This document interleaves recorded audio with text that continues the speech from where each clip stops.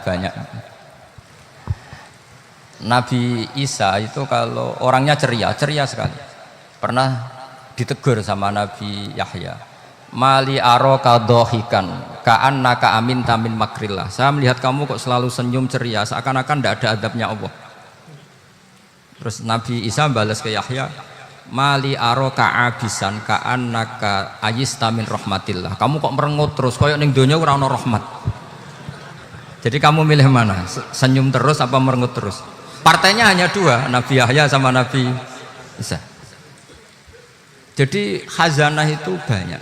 Untuk melawan penyakit itu ketakutan itu bahaya, karena bisa mengganggu imunitas tubuh. Orang harus percaya diri, harus pede. Meskipun harus hati-hati, tapi harus tetap pede. Dengan demikian imunitas tubuh kita terjaga. Jadi ya sudah seperti itu. Semua orang punya cara untuk menjaga diri masing-masing. Kemudian tentang Mbah Ahmad Siddiq, saya tahu banyak karena dulu saya masih ingat, ini sekaligus ijazah pada cucu-cucunya. Kalau sama anaknya tidak berani saya. Sama cucu-cucunya. Saya masih ingat Mbah Ahmad Siddiq itu sangat loyal sama yang namanya negara. Kita tahu beliau adalah termasuk orang yang bintang ketika Muktamar Situbondo, ketika NU pertama kali nerima asas tunggal, yaitu Pancasila. Kayak apa ulama-ulama kita, ya mulai Mbah Ahmad Siddiq, Mbah Ali Maksum, Gus Dur, Mbah As'ad, semuanya lah, termasuk Mbah Mun, semuanya loyal sama negara, sehingga NU menerima asas tunggal. Itu saya masih ingat karena bapak dulu perwakilan dari NU cabang Lasem. Beliau pernah ngundang Mbah Ahmad Siddiq di sini, zaman itu zaman Pak Dzufar, ikut ngundang ke sini, bapak saya. Itu saya menangi beliau ngisi pengajian di hallnya buyut saya, Mbah Umar bin Arabi. Jadi saya ini zuriyahnya Mbah Umar bin Arabi, sama dengan keluarganya Ki Hamid Pasuruan. Itu beliau cerita bahwa kemenangan Islam itu tidak harus kita yang menang kangelan. Kadang Allah bikin orang lain yang kangelan, kita yang ikut menang. Jadi dulu kata beliau, banyak ulama ketika kita diserang Jepang, saya masih ingat, saya karena pas itu ikut ke Lasem, karena saya santri sarang, Mbah Mun ngisi di Lasem, saya ikut di Lasem, karena saya masih keluarga. Itu ulama-ulama itu mimpi dibacakan ayat Ghulibatir Rum fi adnal ardi wa hum min ba'di ghalabihim sayaghlibun fi bid'i sinin lillahil amru min qablu wa min ba'du wa yawma idzi yafrahul mu'minun. Itu dulu itu ada pertarungan besar antara kerajaan Romawi dan kerajaan Persia. Kita tahu Romawi itu Nasrani. Saya ulang lagi, Nasrani. Nasrani itu percaya adanya Allah, adanya Tuhan, dan percaya adanya kitab samawi. Sementara musuhnya itu Persia. orang yang tidak bertuhan, tidak berdasar kitab samawi. Ketika Persia mengalahkan Romawi itu orang Islam ikut susah. Karena terus dibully sama orang-orang kafir Mekah. Orang kafir Mekah adalah orang yang tidak punya kitab samawi. Katanya orang kafir Mekah, iku lho balamu. Jute duwe kitab, jarene dihubungan mbek langit, nyatane perang keok. Paling kon ya padha. Jadi ada analogi bahwa kalahnya orang Nasrani itu dianggap simbol kekalahan orang yang bertautan atau berhubungan dengan langit. Akhirnya orang Islam susah. Saking susahnya orang Islam sampai Abu Bakar itu tanya, ya Rasulullah, lalu orang Romawi menang itu kapan? Terus ada surat turun, fi bid isinin. Ya kira-kira 3. Abu Bakar pas itu belum alim-alim amat. Jadi ngartikan 3 itu ya 3 betul. Sehingga beliau masyhur itu. Cara Jawa totoan itu kimar. Pokoknya nanti Romawi pasti menang 3 tahun lagi. Akhirnya ketika datang itu taruhannya dengan 10 unta. Datang ke Rasulullah, Nabi menjelaskan, "Lho ndak. Bid'u itu mabena salas ilatis itu 3 sampai 9. Kamu jangan bilang 3. Ya sudah, taruhannya ditambah. Taruhannya ditambah sampai 100 unta. Tapi pembuktiannya enggak 3 tahun tapi nunggu 9 tahun.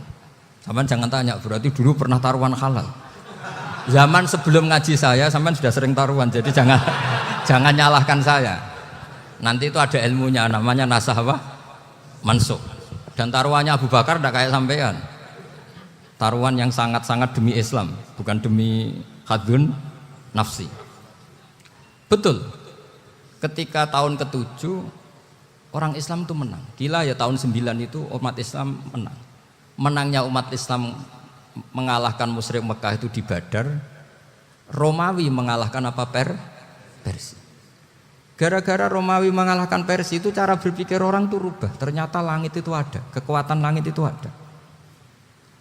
Sehingga meskipun akhirnya orang Kristen bilang ada Trinitas, terus mereka keliru dalam mengartikan Isa, tapi ada sekian nabi yang mereka sebut dan mereka hormati.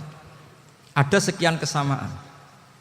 Sehingga dalam Islam, saya ulang lagi, dalam Islam, andai kan disuruh milih orang komunis sama orang Nasrani, Islam tentu sama-sama kerjasama, milih sama yang Nasrani, karena ini ahli kitab, kerjasama loh, bukan milih menjadi Nasrani. Nanti kalian salah paham, senangannya terus bully, itu semangatnya pasti hasad. Nah, terus lalu relevansinya dengan Indonesia gimana? Wa yauma idzi yafrahul mu'minun. Ketika orang Romawi yang punya kitab samawi mengalahkan Persia yang tidak punya kitab samawi, itu orang Islam ikut bunga, ikut gembira. Itu semua kiai banyak yang mimpi seperti itu. Ini cerita Pak Ahmad Siddiq. Saya dengarin. Ternyata betul. Jepang itu enggak dikalahkan Indonesia. Jepang, Hiroshima dan Nagasaki dibom oleh apa? Sekutu. Akhirnya Jepang pulang. Pas Jepang pulang, Indonesia merdeka. Itu dulu kiai-kiai sudah nakwil bahwa menangnya Indonesia itu tidak harus mengalahkan penjajah. Pokoknya nanti penjajah ada yang mengalahkan. Jadi orang Islam zaman itu tidak bisa mengalahkan Persia. Yang mengalahkan itu Romawi. Tapi orang Islam ikut gembira. Itu sebenarnya wa yauma idzi yafrahul mu'minun binasrillah. Jadi orang itu cara berpikir Quran itu beda. Sehingga saya ini cerita ke cucu-cucu Mbah Siddiq karena ya nasabnya sama sampai saya, karena sama-sama sampai Mbah Sambu. Bedanya keluarga saya lewat Mbah Abdul Azim, kalau yang keluarga sini lewat namanya Mbah Yusuf. Itu saudara sama Mbah Abdul Azim, sama-sama sampai Mbah Sambu. Tapi keinginan saya tentu bukan sekedar silaturahim gagah-gagahan diceluk Gus. Celuk Gus repot. Nak ora alim ra pantes. Nak beling ra pantes. Salam templek 1.000 jaluk swarga. Aduh. Tuhan, kok mentalane 1.000 jaluk. Kamu nginep di hotel 100.000 itu tidak cukup, apalagi untuk bayar apa? Surga. Itu enggak sopan sekali gitu. 1 juta ya enggak bisa itu. 100 juta juga enggak jelas juga. Terus sampean mendingan enggak usah salam template. Malah enggak mungkin masuk surga kalau. Jadi dulu yang namanya zuriyah, sampean tenang saja, nasab sampean tidak kalah dengan kita. Karena nanti setelah di kuburan itu gus-gus itu nggak penting. Semua kalau ditanya bapak kamu siapa, jawabannya siapa? Nabi Ibrahim. Sudah parmin parlan hilang semua, sudah aman pokoknya nanti. Karena kalau nanti ditanya malaikat bapak kamu siapa, jawabnya Nabi siapa? Ibrahim. Makanya saya itu pemuja Allah yang serius. Sampean ya pemuja Allah, tapi kan kadang kurang alim. Saya ini pemuja Allah serius. Saya itu kalau ngaji, ya ngaji biasa belajar, itu sering nangis seneng. Misalnya saya baca tadi, Miftahul Jannah la ilaha illallah, lung kunci kok dikasihkan. Kita ini masuk neraka gak pantas, enggak bawa kuncinya kok masuk. Harusnya kita ini masuk surga, kita kan pegang kunci surga, gak pegang kunci neraka. Maka aneh kalau kamu masuk neraka itu aneh. Coba kita pegang kunci surga apa kunci neraka? Tapi kadang teman saya rokok rano kunci ini, karena tidak ada pintunya. Terus saya bilang, kamu kok tahu? Memangnya mau ke sana kata saya. Saya tidak punya rencana tahu neraka. Karena nanti di antara syafaatnya Quran itu orang kalau mau masuk neraka tidak jadi. Ya nggak apa-apa ya diatur sendiri. Jadi di antara syafaatnya Quran itu orang nggak jadi masuk neraka. Jadi syafaat itu ada dua, dari neraka diangkat ke surga, dan itu bisa lama itu. Tapi kalau syafaatnya Quran itu yang belum masuk neraka supaya nggak jadi masuk neraka. Karena neraka juga punya aturan, dia juga kena aturan fikih. Jadi, lo betul ini, saya ada guyon. Jadi kena konstitusi apa? Fikih. Sama tak ceritani syafaatnya Quran itu ada orang itu beling itu fasik. Itu dihafal surat Tabarok. Hafal betul. Tabarakalladzi biyadihil mulku wa huwa ala kulli syai'in qadir alladzi khalaqal mauta wal hayata. Pertanyaannya gini, boleh enggak orang menginjek surat Baqarah? Boleh enggak? Enggak. Padahal orang hafal Quran itu artinya ayat itu ada di hatinya. Fa inna wa ta'ala la yu'adzibu qalban wa al-Qur'ana. Allah tidak akan menyiksa hati yang menyimpan Quran, yang jadi flash disknya Quran, yang jadi rekaman Quran. Singkat cerita orang ini hafal. Pas ketemu Mungkar Nakir prosedur kan, ini orang fasik mau diantemin sama Mungkar Nakir. Prosedur ya, dia kan prosedur standar. Si surat Tabarok akhirnya menjelma jadi seseorang yang gagah berani. Kamu nggak boleh nyiksa orang ini. Saya ini kalamullah. Kalau kamu nyiksa dia berarti nyiksa saya. Kamu berani sama kalamullah. Wah ya tidak berani jadi Mungkar Nakir. Tapi orang itu nakal, harus saya gebukin. Tapi kata Quran tadi, tapi saya di situ pasti kena saya. Oh debat, nggak ada lajnahnya ini nggak ikut. Kalau Gus Wirjon ikut jadi lajnah. Kalau jadi lajnah pasti kroninan. Kalau santrinya dimenangkan. Akhirnya debat. Ya sudah kita ketemu Allah. Akhirnya Mungkar Nakir sama Quran tadi surat Tabarok datang sowan sama Allah. Terus kata Allah, memangnya kenapa Mungkar Nakir? Saya harus nyiksa dia karena dia fasik ya Allah. Memangnya kenapa surat Tabarok? Saya ada di situ. Menurut aturan, orang tuh nggak boleh injak-injak Quran. Kalau dia nutuk saya, nutuk Quran, itu harus dikasih tahu fikihnya Mungkar Nakir. Akhirnya Allah ngendikan gini ke surat Tabarok. Ya sudah, terserah kamu. Kalau terserah pulau Gusti, Mungkar Nakir nggak boleh nyentuh orang ini. Ya sudah, selamat. Sehingga terus itu sama baca di termasuk mujizatnya surat Tabarok di tafsir Ibnu Katsir banyak. Karena tadi logikanya malaikat itu juga kena aturan fikih. Sehingga banyak ulama termasuk Said Muhammad ngendikan pertanyaan Mungkar Nakir itu tidak semua orang kena. Kalau semua orang kena nanti kalau tanya Nabi Muhammad, waman nabiyuka? Kacau kan jamnya. Nabi kamu siapa? Lu saya ini nabi. Ya kan? Lah nanti kalau pas ketemu Nabi Ibrahim, waman abuka? Jadi repot kan? Makanya ada kiai yang guyon kalau ditanya marab buka, saya ini guru tauhid sembrono. Saya ini ngajar Ummul Barohin, kamu tanya marab buka. Masyhur itu keramatnya Imam Malik itu. Ada Ashabu Malik, rajulun min ashabi Malik, beliau ditanya Mungkar Nakir marab buka manabi buka. Imam Malik datang, ini seumur-umurnya itu ngajar tauhid. Kok kamu bedai itu enggak sopan kamu. Dan kita berharap barokah sampean ngaji nanti itu. Yes. Malaikat itu anak sungkane gitu. Jadi itu ada juga. Dan saya meskipun guyon itu serius. Bedanya orang alim sama ndak itu di situ. Kalau orang alim itu guyon itu masih bener, masih serius. Coba saya bacakan ayatnya. Ala inna auliya Allahi la khaufun alaihim wa lahum yahzanun. Terus lahumul busyra fil hayatid dunya fil akhirah. Artinya kalau mungkar nangkir dengan penampilan garang gitu, berarti ada ketakutan apa enggak? Ada. Padahal ciri utama walinya Allah tidak ada ketakutan. Makanya itu termasuk dalilnya Sayyid Muhammad. Tidak semua orang alami seperti itu karena wali-wali itu la khaufun alaihim wa lahum yahzanun. Wah anak kiai ketemu karena kerja buat tidur wedek. Iku dreseke ora kok pertanyaan tok nak konan santri piye. Lho isen wis kiai dihanjuti mungkar nakir. Malu gak kira-kira? Mesti plengane konan santri piye. Nak jawabannya gampang karena pernah ngajar tauhid. Makanya Sayyidina Ali ini cerita ini ada di kitab Nurul Dholam, sama di kitab Nurul Dholam karangannya Syekh Nawawi Banten. Itu Sayyidina Ali itu ya, andekan orang biasa mungkin ya agak-agak hasut, tapi ini wali gak boleh kamu katakan hasut. Dia itu mangkal sama Umar. Orang kok setiap orang pernah dibentak. Apa dia berani bentak Munkar Nakir? Penasaran dia. Bagaimana kerengnya Umar itu berlanjut enggak gitu kira-kira. Akhirnya minta, ya Allah saya minta kasyaf. Ya karena yang minta Sayyidina Ali karena mau wajah dituruti sama kasyaf. Dilihat Sayyidina Umar pas meninggal itu. Jadi hasud itu ya kadang penting asal baik. Loh betul bahasa Kanjeng Nabi kadang la hasada illa fisnaten. Itu Nabi membahasakan ya hasad.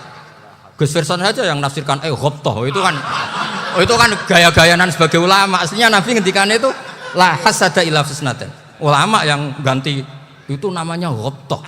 Wong Nabi sendiri nyebut hasad kok kamu tafsiri ghobtoh. Ya hasad ya hasad. Udah enggak usah ditakwil-takwil pokoknya gitu. Kalau sampean enggak percaya enggak apa-apa. Kok gitu aja kok repot. Karena sampean enggak percaya kemungkinannya dua. Satu enggak ngerti. Dua sama-sama alim. Kan dari awal kalau sama-sama alim kan laisa li alimin ayuqallida aliman akhor. Kita enggak perlu saling mengikuti. Ngapain hasud? Biasa aja. Akhirnya Sayyidina Ali kasar. Pas Umar bangun, setelah mati kan bangun, setelah meninggal bangun. Munkar Nakir datang dengan perang yang sangat garang. Itu digambarkan Sayyidina Ali matanya itu kal kidril ghali. Kayak apa? Kendil yang apa? Mengangai. Wah, seru. Sayyidina Ali senang, paling takut ini Umar. Senangnya bukan main. Wah, ini mesti takut Umar. Biasa. Ternyata enggak, Umar malah bangkit. Woi, Munkar Nakir. Kamu tahu menghadapi siapa?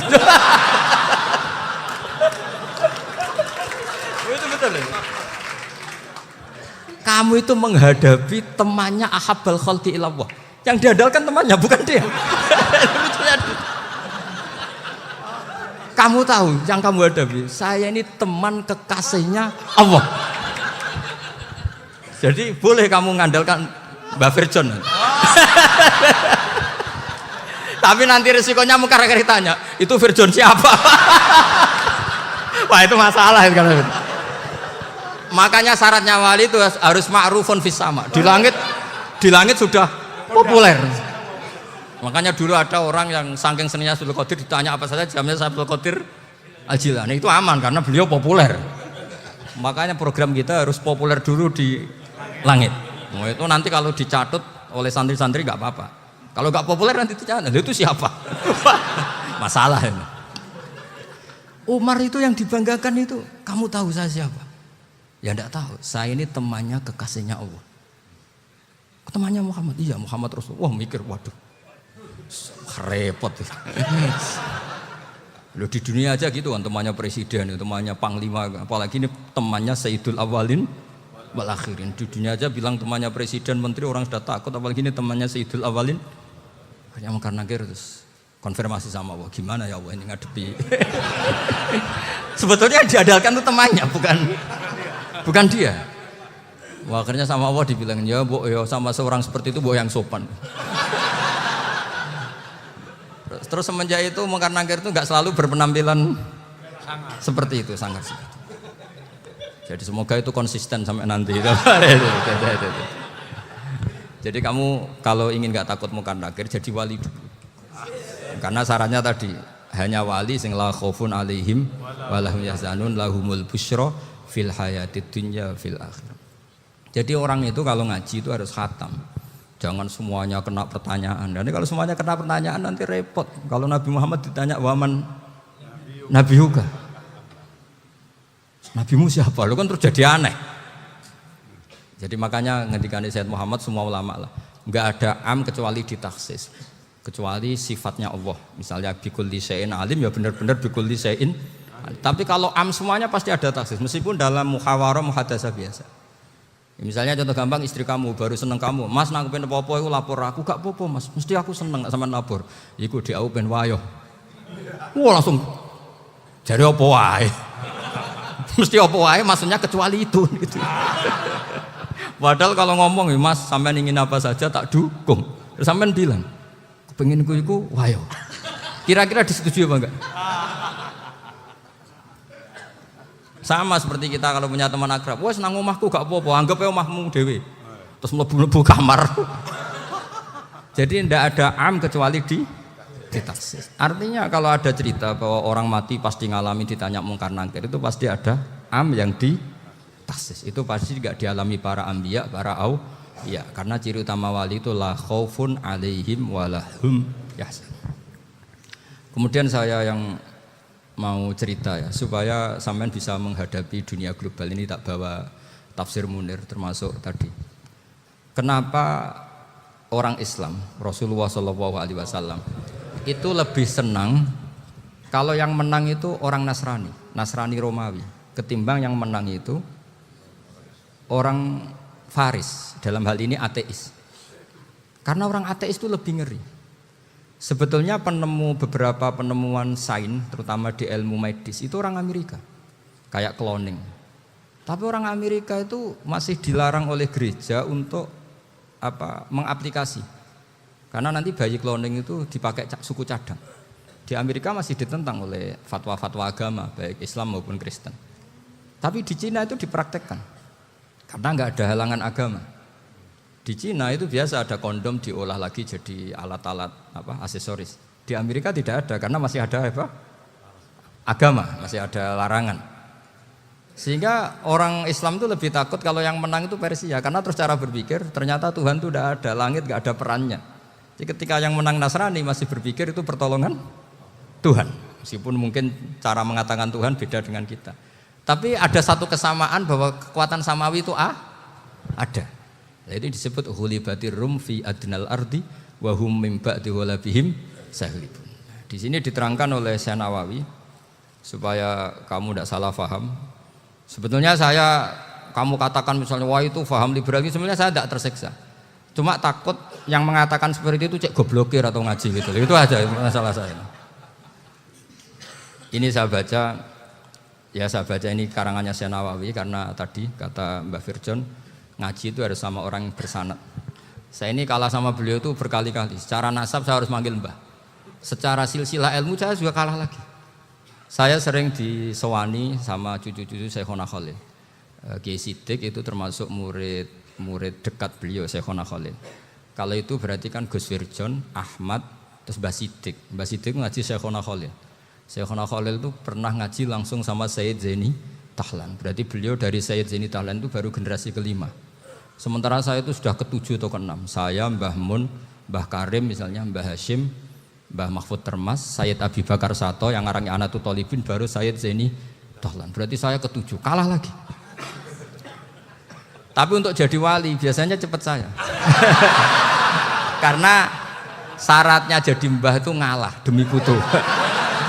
Jadi kalau beliau ngotot, saya dulu Gusti, saya mbahnya. Wah itu mbah yang enggak baik. Pasti jatahnya dikasihkan apa? Cucunya dulu. Makanya Abdul Muthalib itu orang yang dapat wangsit, tapi yang jadi nabi itu cucunya. Jadi dalil saya banyak. Sebenarnya Abdul Muthalib itu sudah sering dapat wangsit. Karena saya bahasakan wahyu, nabi yang protes, enggak nabi kok dapat wahyu. Tapi sebetulnya Abdul Muthalib itu masyhur. Kalimat-kalimatnya menunjukkan bahwa beliau itu sudah dapat wahyu kalau nanti cucunya itu jadi nabi. Makanya senangnya bukan main Abdul Muthalib sama Rasulullah. Putu seneng, mbah seneng putu. Jadi mungkin, jadi sampean enggak usah protes loh. Yang jadi wali kok cucunya. Loh, betul. Dulu Mbah Hamid Pasuruan itu kalau Mbah Ahmad Siddiq ke sana, Mbah Hamid Pasuruan kalau manggil Mbah Ahmad Siddiq itu paman. Tapi pamannya minta ijazah ke ponaan. Apa ya gara-gara itu memang. Kalau itu masih berlaku apa? Ngalah tadi. Kayaknya masih apa? Hawane masih. Hawane masih. Karena melihat tren-tren langit masih gitu kayaknya masih. Masih itu. Ya, tapi banyak tetap dapat jatah, tenang saja nanti. Tapi memang sebaiknya mbah itu legowo. Rasulullah Muhammad SAW itu terkenal min dzurriyyati Ibrahim. Tapi kata Rasulullah, ana dakwatu Ibrahim wa bisyaratu Isa. Aku nganti ngene iki barokah dongane Nabi siapa? Ibrahim. Jadi dongane Nabi Ibrahim ya tiba teng putu. Jadi banyak bukti bahwa jatuhnya ke putu gitu. Tadi saya di kamar sama beliau berduaan. Nih Mbah sing dadi wali dhisik ndi? Aku webah. Cocokan tadi. Nah, kenapa saya akhir-akhir ini gulirkan daftar wali? Kenapa? Saya ini resah ya, orang sudah ingin dicintai pejabat, dicintai tetangga, dicintai teman. Tapi kadang-kadang orang lupa lagi dicintai apa? Makanya saya meskipun guyon tapi ini amdan bukan sahwan. Supaya orang punya cita-cita lagi jadi wali, ingin dicintai Allah. Kita ini terlalu lama ingin dicintai makhluk. Mbok ya naik kelas sedikit lah. Ingin dicintai Allah Subhanahu wa Ta'ala. Meskipun saya guyon, tapi tadi guyon saya tuh lebih serius ketimbang serius Anda. Karena saya tak pikir. Saya tuh kalau pergi itu seneng ngebis, bukan karena saya tidak punya mobil, tapi saya sering mau butuh itu supaya nggak diganggu. Karena saya tuh harus punya waktu sendiri. Kalau ngebis kan ketemu orang nggak kenal, tapi sekarang ya agak susah, banyak yang kenal. Dan susahnya lagi nggak minta ijazah, minta foto. Aduh. Orang repot tuh. Mau dibenci itu umatnya Rasulullah Shallallahu Alaihi Wasallam. Mau disetujui itu sanatnya mana? Kalau ketemu orang alim minta apa? Foto. Itu nggak ada sanatnya. Nggak tahu saya itu mazhab dari mana itu. Ya mazhab milenial yang jelas itu kan. Ini tak baca ya biar dapat. Karena ini kenangan saya sama Mbah Ahmad Siddiq. Saya masih ingat betul beliau ngisi hallnya Mbah Abdullah bin Umar, berarti abahnya Mbah Hamid. Karena mbah saya itu Fatimah binti Khalid bin Umar. Kalau Mbah Hamid itu Hamid bin Abdullah bin Umar. Itu saya masih ingat betul zaman itu Mbah Hamid setiap hall di Lasem itu rawuh dan saya derek mbah saya karena masih misanan datang ke Lasem. Itu beliau pas itu ngisi sama Mbah Mun. Mbah Mun masih muda, Ki Ahmad Siddiq sepuh senior. Itu beliau cerita bahwa dulu ketika Indonesia dijajah Jepang itu para kiai mimpi dibacakan ayat Ghulibatir Rum fi adnal ardi wa hum mim ba'di walabihim salim. Terus ada kiai yang tanya, takwilannya gimana? Ya nanti Jepang pulang bukan karena kita yang mengalahkan, tapi Jepang ada yang mengalahkan sendiri, meskipun tidak kita. Kayak dulu Faris tidak dikalahkan Islam tapi dikalahkan Romawi, tapi yang senang umat Islam. Wa yauma idzi yafrahul mu'min. Itu luar biasa ulama-ulama kita. Delalah kejadiannya Indonesia seperti itu. Yaitu kita tidak mengalahkan Jepang, tapi Jepang pulang sendiri karena dikalahkan apa? Sekutu. Ya ini saya baca. Ini tidak usah dicek bacanya benar apa enggak. Sudah aman apa? Aman. Karena kalau saya salah itu ya sengaja. Artinya ya sengaja. Ya biasa maksudnya. Saya kemarin ngisi di Pondok Peloso, di Pondok Al Munawir Jogja. Salah itu ada dua, ada salah yang memang benar-benar salah. Itu enggak apa-apa, bisa dimakfu. Karena mesti sangke wong goblok salah yang terus itu. Ada salah bawaan ilmu, itu repot tuh dadaninnya. Karena misalnya kita yang biasa belajar qiraah sabah wayah sibuhu, mesti diulang lagi wayah sabuhu. Karena qiraahnya Imam Asim itu hasibah yah sabu bi fathis sin. Sementara kita kalau ngaji kitab kulino yahsib. Sehingga kita yang biasa belajar sabah itu kalau baca kitab itu kayak orang bingung. Kadang-kadang yang ngaji juga bingung. Gus Pak mau di bulan pelin. Ya tepat-tepatan. Ada yang mengatakan Gus Pak bingung, ada yang mengatakan Gus Pak alim alamah. Ya tepat-tepatan nasib tadi. Karena memang ya sab'ah memang seperti itu. Misalnya kufuan. Kufuan itu Imam Asim baca kufuan. Tapi beliau punya murid namanya Syu'bah. Itu kalau baca kuf'an. Makanya kita itu, ini kan khataman Quran ya. Jadi saya menyinggung sedikit tentang qiraah sab'ah. Tadi beliau juga sudah tak kasih kitab saya Hifdzuna Lihadal Mushaf. Sama tak ajari latihan sab'ah. Memang angel ya. Makanya yang nggak bisa itu wong pinter. Sudah tahu angel ya nggak usah diteruskan kan. Orang menghindari barang angel itu pinter apa goblok? Pinter. Berarti wong goblok pinter. Saya tuh makanya sama orang goblok tuh respect. Jadi orang alim tuh angel apa gampang? Angel. Menghindari barang angel pinter apa goblok? Loh, orang menghindari barang angel pinter apa goblok? Pinter. Berarti wong goblok pinter. Jadi saya sama orang-orang goblok itu respect. Sudah tahu jadi orang alim angel ya barang angel ya harus dihindari. Makanya saya ini insya Allah umatnya Nabi yang termasuk yang terbaik. Amin. Karena mencintai umatnya Nabi termasuk yang goblok. Wah,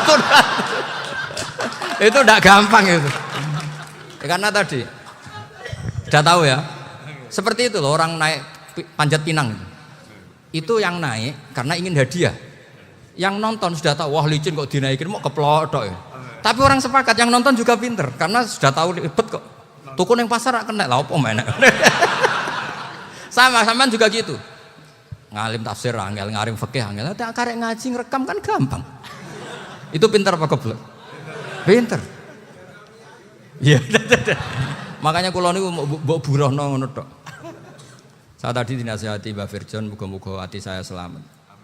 Saya itu meskipun kata orang banyak, muhibbin saya banyak, tapi saya insya Allah tidak riya. Saya itu pakai kitab namanya Tasbitul Fuad, itu karangannya Said Abdul Haddad. Ketika beliau punya muhibbin banyak ditanya, bagaimana ya Habib Anda menjaga hati Anda? Jamnya Said Abdul Haddad itu unik. Innama azzamu Allah. Mereka itu sebenarnya menghormati Allah. Cuma butuh sarana dan itu saya. Jadi saya tahu sampean semua itu mencintai Quran, mencintai sunnah Rasul, mencintai hadis-hadis Rasul. Cuma sampean kan karena nggak paham. Terus manfaatkan saya. Jadi sebenarnya saya ini korban. Korban. Jadi saya mau riak gimana? Korban kok mau. Bangganya di mana tuh? Coba sampean misalnya ngaji tafsir, belajar sendiri kan susah. Terkibnya susah, maknanya susah. Bahkan beli kitabnya kadang tidak kuat. Loh, untuk jadi alim tafsir itu kan harus beli kitab. Loh, saya sering belajar kitab itu jutaan. Tafsir Tobari, saya pernah beli kitab Fakhrur Razi itu berapa coba? 27 jilid. Karangannya Fakhrur, belum karangannya ulama modern, Imam Sya'rawi. Itu berapa jilid? Itu jutaan. Saya kemarin juga dihadiahi kitab Pak Quraish Shihab namanya Faidul Bari fi Syarhil Bukhari. Pak Quraish Shihab yang terkenal. Dia sering diskusi sama saya. Saya ngasih hadiah beliau ngasih hadiah saya. Oh itu harganya nggak kuat. Dadak kuat kadang di Indonesia nggak ada coba. Dan sama orang hebat menghindari kesulitan itu. Nah, kesulitan itu sebab ngaji ikut, kalau nggak paham dirukok rekamannya sudah gitu. Pinter mana sampean sama saya? Pinter sampean kan? Bikin sosis susah, beli aja kok repot kan. Nah, makanya nggak boleh orang bilang, wah aku goblok reso tafsir, aku wong pinter. Makanya nanti kalau saya ketemu Nabi tidak termasuk orang yang mentahkir orang Islam. Kafa bil mari isman ayah kira akhahul muslim. Jadi cukup orang itu dosa kalau menyepelekan orang Islam. Termasuk darani sampean goblok itu dosa. Caranya enggak darani goblok ya tadi di logika tadi. Alim itu angel. Ngendari angel itu pinter. Berarti wong bodoh. Pinter ya sudah gitu. Tapi tetap bodoh. Tapi ini satu cara untuk saya respect gitu. Coba orang yang ngaji tafsir saya banyak, mungkin ribuan. Itu sebetulnya mencintai Quran. Karena Quran adalah kitab suci yang panduannya umat Islam. Sangat mencintai Quran. Terus kemudian mereka nggak paham. Terus mencari orang yang memahamkan. Burohno lah cara jawabannya. Terus keren saya itu di mana coba? Lah terus mereka kurang ajarnya gini, kalau paham itu ya alhamdulillah paham. Wah nak ngaji Gus Bae ngono tok. Tapi nek ora paham, ora nyalano akal ya. Mari Gus Bae nerangno cepet mulane gak paham. Ora kok nyalano teke sing lelet. Oh kan masyaallah naudzubillah tenan. Sebetulnya tingkat kurang ajarnya tinggi Gus sebenarnya. Jadi kalau nggak paham itu kadang nggak nyalahno uteke. Kayak mau misalnya, mau mari mikir aja jelas. Padahal misalnya jelas orang mesti paham bodoh. Paham ya? Jadi kata Said Abdul Haddad, innama azzamu Allah. Sebenarnya mereka itu sangat menghormati Allah. Makanya kita nggak perlu mengatakan wasilah itu kafir, nggak akan. Karena orang tawasul sama Rasulullah itu ingin dapat ridhonya Allah lewat orang yang dicintai Allah. Kita mencintai wali sebenarnya, wah itu kekasih Allah. Kita mencintai itu karena mencintai Allah. Sama seperti gini, Kamu mencintai kangkung apa enggak? Sebenarnya sama sekali enggak. Tapi kamu ingin sehat, ada asupan gizi. Kamu ingin tubuh kamu sehat, butuh asupan gizi. Kemudian kamu makan kangkung. Apa terus kamu cinta kangkung? Kan enggak. Cinta kesehatan kamu sama. Orang yang mencintai saya sebenarnya ingin kepuasan rohani. Saya kan termasuk kiai yang torekonya gampang. Ini swarga, kan akhirnya penggemarnya banyak. Coba kalau kamu ini neraka. Wah, jadi sebetulnya Anda mencintai kepuasan Anda sendiri. Nah, saya ini korban. Makanya untuk masuk surga cepat saya, korban itu cepat. Da'watul mazlum la turaddu kan gitu. Laisa bainahu wa bainallah hijab. Jadi saya kalau donga langsung seret langit. Karena mazlum. Saya sinau tafsir itu, Pak, sampean bayangkan ada tafsir itu sudah 27 jilid. Sengarang Fakhrul Razi itu bulatnya bukan main. Karena dia ahli filsafat. Bulatnya Masya Allah.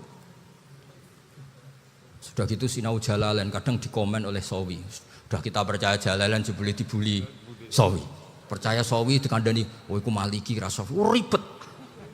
Sudah gitu sinau Qurtubi, sinau tafsir Tabari itu susahnya. Belinya susah, belajarnya susah.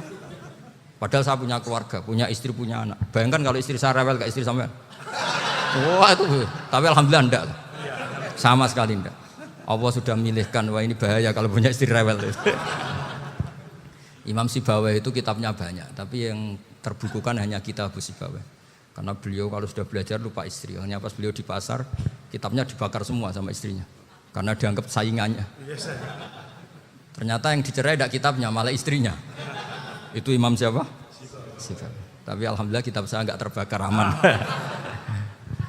Saya teruskan ya. Jadi untuk menjaga riya dilatih innama azzamu Allah. Sebenarnya mereka itu menghormati Allah. Sehingga wasail-wasail itu sebenarnya enggak pernah jadi subjek, pelaku utama enggak. Tetap Allah. Sebab itu kata Sayyid Muhammad, kamu kok mengatakan wasilah itu kafir itu gimana? Ketika innallaha qad ba'atsa lakum taluta malika. Talut itu ya manusia. PD-nya itu apa? Inna ayata mulkihi ayyatiyakumut tabut fihi sakinatum mir rabbikum wa baqiyatum mimma taraka alu Musa wa alu Haruna tahmiluhul malaika. Jadi beliau PD itu kalau bawa sunduk semacam peti sakti, sing di situ ada baqiyatum mimma taraka alu Musa wa alu Haruna tahmiluhul malaika. Ya kayak semacam jimat. Tapi saya bukan mensyariatkan jimat enggak, karena nanti banyak penjual yang pembohong juga gitu loh. Cuma cerita, kamu tidak usah mengatakan kafir. Dulu Talut PD-nya kalau bawa sunduk semacam peti kesaktian yang di situ ada baqiyatum mimma taraka alu Musa wa alu Haruna tahmiluhul malaika. Sehingga Khalid bin Walid meskipun beliau sahabat dan menyaksikan wajah Rasulullah sallallahu alaihi wasallam, itu bawa sya'aratun min sya'aratihi Rasulullah sallallahu alaihi wasallam, bawa rambutnya Nabi. Perang kemana-mana itu diletakkan di pecinya. Nanti sama tanya lagi, masa pakai peci Khalid bin Walid ini? Wah panjang, sampai itu repot. Sampai tak warai ngaji usul fikih. Usul fikih itu kalau ngaji itu ada istilah tangkihul manat. Ini mesti ini wilayah yang kita bisa berdebat sama Mbah Firjon. Dulu itu musuh saya karena saya makili Anwar, beliau makili Peloso. Tapi tahu-tahu kalah tua terus saya mengundurkan diri. Di fikih itu ada istilah, ada tangkihul manat, ada tahqiqul manat, ada tangkihul manat. Tangkih itu kira-kira gini, lafadz hadis itu dibuang sekian. Untuk tahu bahwa itu madarul hukmi. Misalnya gini, tak beri contoh paling gampang. Saman harus paham, kalau nggak paham nggak pinter-pinter. Ja'a a'rabiyun ila Rasulillah sallallahu alaihi wasallam. Ya karena ini menghormati Mbah Ahmad Siddiq, saya orang alim, jadi ngaji ini tetap ada suasana alim. Ya harus ada suasana alim. Nggak perlu jadi orang alim tadi, susah. Sudah ngedari susah itu pintar. Sudah itu aja. Jadi orang alim susah, ngedari barang susah pintar. Berarti orang tidak alim pintar. Nah, meskipun tetap sudah itu pegangi sampai mati nanti. Loh, jadi orang alim itu repot. Itu kata Imam Ghazali, kalau orang alim kalau mau masuk surga itu sama Allah nggak boleh. Kif, kamu nggak boleh langsung masuk surga. Coba cari umat kamu, syafaati dulu. Nah, saya takut nyari sampean nggak bisa kembali. Saya tidak punya rencana itu. Pokoknya mau masuk. Boleh sampean kuaduan, aduan balik raroh dewa, repot nanti saya. Berat jadi orang alim itu berat. Ya saya teruskan ya. Ada tangkihul manat. Ja'a a'rabiyun ila Rasulillah sallallahu alaihi wasallam. Faqala ahlaktu wa ma ahlakaka qal waqa'tu imraati fi nahari Ramadan. Ya cerita saya ini rusak ya Rasulullah. Kenapa? Karena saya menjima istri saya fina hari Ramadan. Terus kata Nabi, kamu harus bayar kafarah. Napa Nabi kafarah? Puasa 2 bulan. Wong baru 1 hari aja terjadi gitu kok disuruh puasa 2 bulan. Ya tidak kuat ya Rasulullah. Baru berapa hari saya puasa aja kecelakaan seperti itu. Apalagi kalau sampai 2 bulan. Tidak ya Rasulullah. Ya sudah kalau gitu kamu pertama ngasih makan apa? Itku rokobah kan pertama merdekakan budak.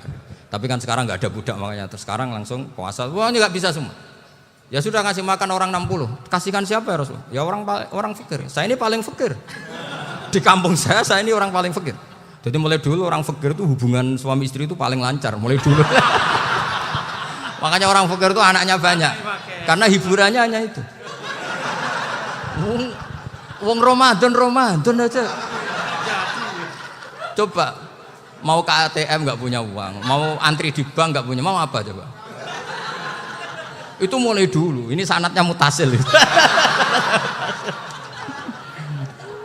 Wah, akhirnya sudah sanksinya kan tadi ya itqu raqabah atau puasa 2 bulan berturut-turut atau ngasih makan 60 orang miskin. Lalu kata ahli usul fikih, kata A'rabi dibuang, nggak menjadi catatan hukum.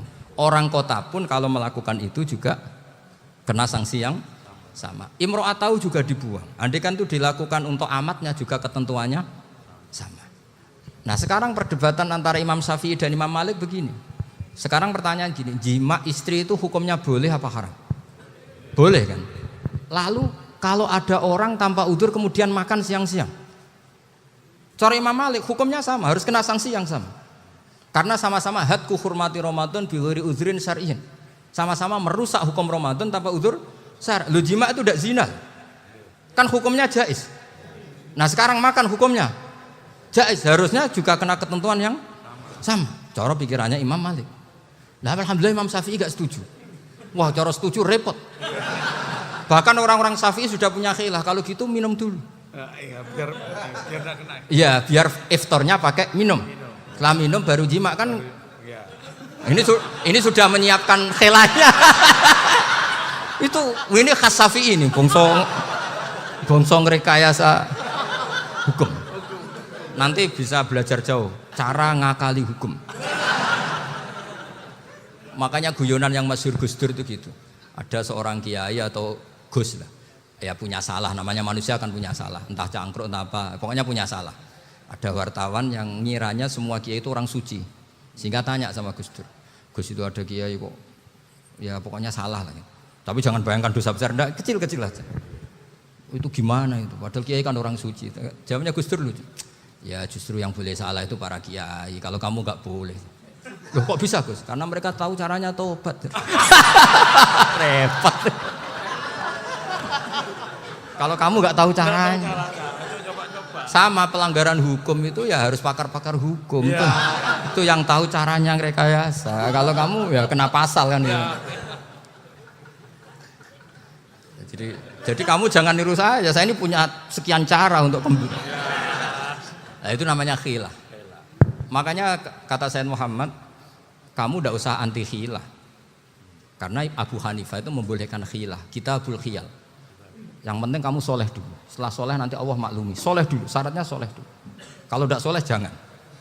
Contohnya gini, ada orang mau puasa lemes sekali, mau makan. Gampang. Kalau langsung makan kan kayak hadku hormati Ramadan biwari udrin sarian. Aku langsung mau jembera sowan Mbah Firjon. Sudah status saya apa? Musafir. Ya sudah, berangkat aja sampai Tuban makan. Nanti kalau nggak jadi ya nggak apa-apa sudah. Kan mulai pergi sudah musafir. Saya tidak tahu nanti malaikat tertarik gebuki nggak tahu. Tapi itu ada khilafnya. Asal soleh lah. Karena kata Sayyid Muhammad dan semua kitab mengatakan itu.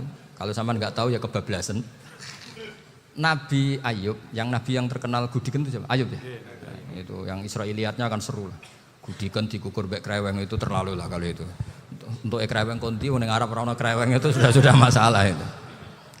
Singkat cerita, Nabi Ayub ketika diasingkan kaumnya itu kan nggak punya sumber makanan. Lah orang lelaki itu mulai dulu egois. Istrinya Nabi Ayub itu cantik sekali, udah cantik, rambutnya bagus. Makanya kamu nggak usah tanya kenapa istrinya Kiai banyak yang cantik. Ya, warasatul anbiya, nggak boleh gitu. Kalau nggak cantik ya warasatul anbiya dari segi balak. Istrinya Nabi itu semuanya cantik. Nggak usah tanya sebabnya apa, pokoknya gitu, semuanya cantik. Singkat cerita, beberapa kali istrinya Nabi Ayub itu kerja demi bisa nafkahi Nabi siapa? Suatu saat itu tidak ada pekerjaan yang cukup untuk beli roti. Satu-satunya peluang dapat rezeki itu putrinya raja itu rambutnya berondoli. Terus ada sayembara siapa yang rambutnya bagus mau dibeli. Sampai rambutnya istrinya Nabi Ayub itu dijual. Nabi Ayub tersinggung karena itu mengurangi kecantikan. Jadi lelaki mulai dulu gitu. Udah nggak urun kalau istrinya nggak cantik itu komplain. Itu khasnya lelaki. Jadi kalau kamu gitu ada sanadnya juga, tenang saja ya. Komplain ya pegawaian itu.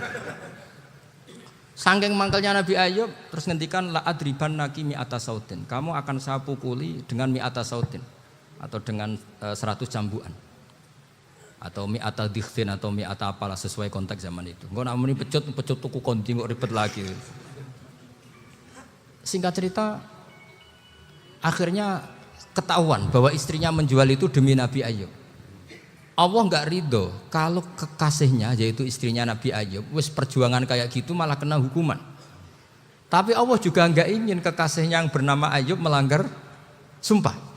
Padahal beliau sudah sumpah wallahi demi Allah nanti tak pukul dengan 100 kali. 100 kali dengan lidi lah misalnya, contoh yang gampang tuh lidi. Akhirnya sama Allah dikasih satu solusi. Wa khud biyadika dikhsan fadrib bihi wala tahnas. Ya sudah, lidi itu ikat jumlahnya 100. Terus pukul sekali saja. Anggap saja sudah 100. Iku pangeran sing wari ngakali ngono iku pangeran. Tapi syaratnya soleh. Syaratnya soleh. Jadi kalau kamu anti khilaf berarti anti ajarannya Allah di ayat itu. Wa khud biyadika dikhsan fadrib bihi wala tahnas. Itu dulu ada, ini cerita di Ithaf. Ini cerita terakhir, ini sudah, sama jangan nama sudah. Terus pengumuman tadi, yang enggak pernah sepuh ngutang saya itu haram tadi. Karena tadi saya punya kewajiban di rumah yang bisa menggugurkan ya kewajiban yang lebih besar. Lebih besar itu ya tadi, bisa pernah guru, pernah sepuh. Yang jelas enggak umur. Umur sampean menang kabeh tuh. Tua-tua serepot itu. Ada raja itu ganteng kaya, senengane nikah perawan cantik. Itu semua kampung mesti kenal. Mungkin digilir atau gimana pokoknya. Suatu saat ada pemuda suka sama perempuan yang di kampungnya, cantik sekali. Kemudian pemuda ini ternyata pekerja di kerajaan itu. Tiap hari ditanya, wah itu yang di kamu yang cantik siapa? Mau saya nikahin gini. Wah bahaya ini saingannya raja. Jadi yang dibidik pemuda tadi itu saingannya. Si raja ini orang yang namanya raja kan gengsinya tinggi. Kaifatang kihuha wa qatra itu qad qabbalaha rajulun. Kok mbok nikah piye? Saya tuh pernah melihat dicium lelaki. Wah, gak mau. Gak gelem wis kadung ditambung lan wa qad qabbalaha rajulun. Saya pernah melihat sendiri qabbalaha rajulun, dicium oleh lelaki. Wah, sudah gak minat raja langsung gak keren. Suatu saat pemuda tadi nikahi perempuan itu. Rajanya marah-marah, kamu lelaki gak punya harga diri gini. Gak punya selera, gak punya harga diri, sudah pernah dicium orang kok tetap dinikah. Terus bilang ke raja, takrif manir rajul, lelaki itu siapa? Abuha. Kamu tahu lelaki itu siapa? Sopo? Abuha. Bapaknya. Saya kan hanya bilang rajulun. Pernah dicium lelaki. Lah pikirannya raja lelaki wis kowe-kowe ngene iki. Tapi butuhnya canom mau rojo ben gak sido itu aja tuh.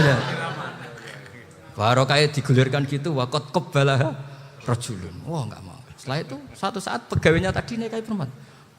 Kamu nggak punya harga diri gini. Kamu tahu mandir rojul apa abuha? Wah nak ngono aku gak apa-apa. Lah monggo sakniki wis bojo kula. Ora trimo wis diambung wis macam-macam. Lah itu namanya khilah. Apa? Khilah. Kalau di Balawa disebut tauriyah atau apa. Tapi saya tidak ngajari sampean seperti itu. Sudah pinter sebelum saya ajarin. Bangsa ngakali kan sudah pinter. Ya ini terakhir tak baca Arabnya saja nanti. Bismillahirrahmanirrahim. Biar dapat barokahnya Syekh Nawawi juga barokahnya guru-guru.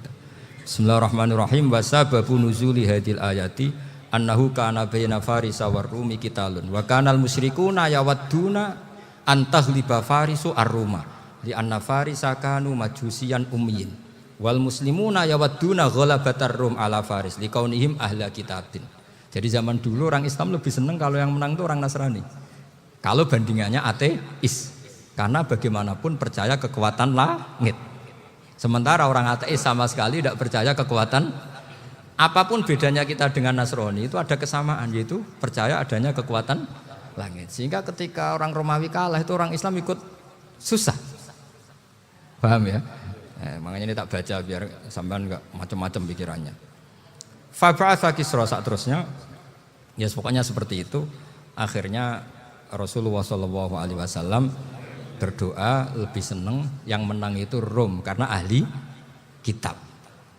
Artinya apa? Kemenangan ahli kitab adalah kemenangan makhluk atau hamba Allah yang mentautkan kekuatan kita di bumi dengan kekuatan langit. Makanya saya berharap selain kita ikhtiar medis, kita harus memperbanyak istighfar. Bagaimanapun semua itu dari Allah Subhanahu wa ta'ala. Kita menghormati negara dengan ikhtiarnya, tapi saya mohon sekali kita juga istighfar. Karena semua itu juga ditentukan oleh Allah, oleh langit. Ya, saya kira demikian. Assalamualaikum warahmatullahi wabarakatuh.